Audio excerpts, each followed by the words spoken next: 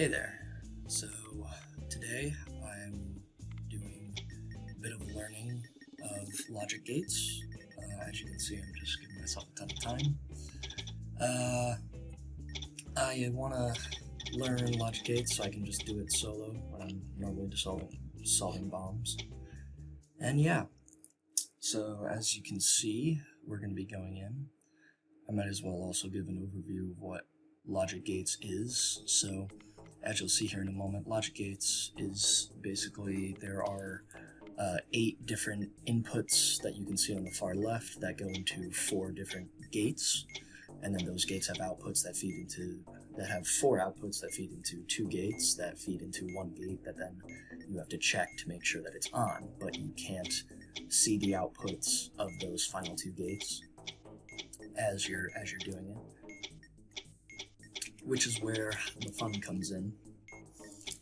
So here on screen, I'm going to be putting up a picture of what the manual page for logic gates is. As you can see, there are 6 different kinds of gates: the AND, the OR, the XOR, the NAND, the NOR, and the XNOR.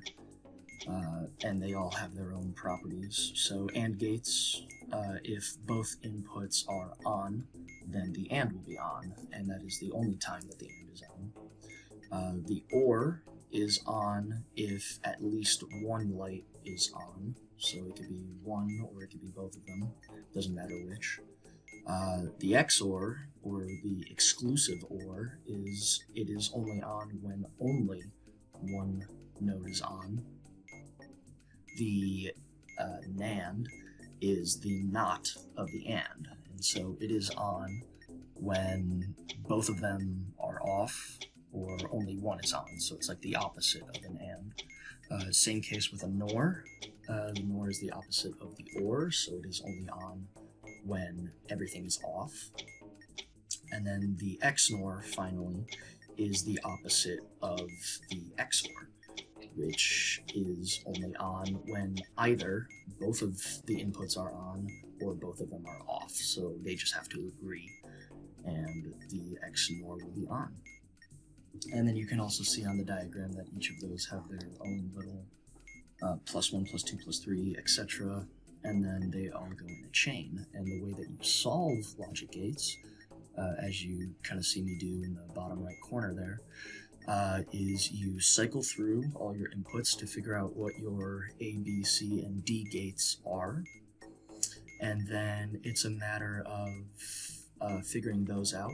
And then the way that you solve for your E gate is you start at the position of gate A, so whatever gate A is, you start at that position in the little flow chart there, and you move along the path the amount that's listed in B, whatever gate B is. So, for example, if gate A was an AND and gate B was an OR, then gate E, you would start at AND in the chart and you would move ahead 2 because OR is +2, meaning that gate E would be an XOR.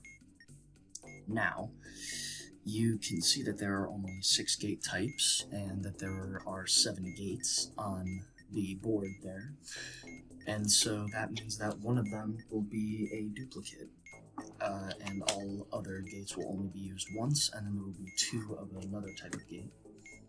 And so the first time, if you don't get a duplicate in A, B, C, or D, then the first time you do get a duplicate is your duplicate.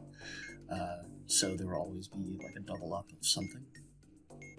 And honestly, that's kind of it. The tricky part of this module is just keeping everything in your head as time goes on, because you start getting tripped up with ORs and XORs and XNORs and NANDs and all this other stuff, and you have to just like reverse engineer the process. But as you can see here, I just did the module and I'm moving on to the next one.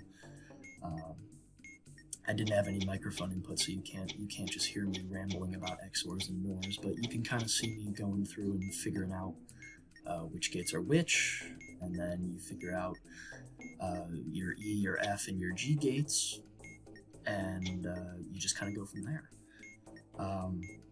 But yeah, once you figure out your E gate, then you can figure out your F gate by starting at the position of whatever gate E is and moving accordingly with whatever gate C is, and then you can figure out gate G without having to do that other stuff, because if you've already found the duplicate, it's just the one that you haven't used yet, and if you haven't found a duplicate, then G is your duplicate. And if you are still getting lost, then obviously you can take gate F and move along the path by gate D if you're really stuck. So that's really it. And the like I said, the really hard stuff about this is that you're just keeping a ton of logic gates in your head, and you also have to figure out how each of the outputs there, the 4 outputs in the center, make gate G light up. And so that's kind of what you look for once you figure out what all the gates are. You're just kind of going next until you figure out which inputs are on that middle row there to get G to light up. And yeah, that's it. So I will let you witness me struggling to keep everything in my head for the remainder of the video. And yeah, hope you enjoy.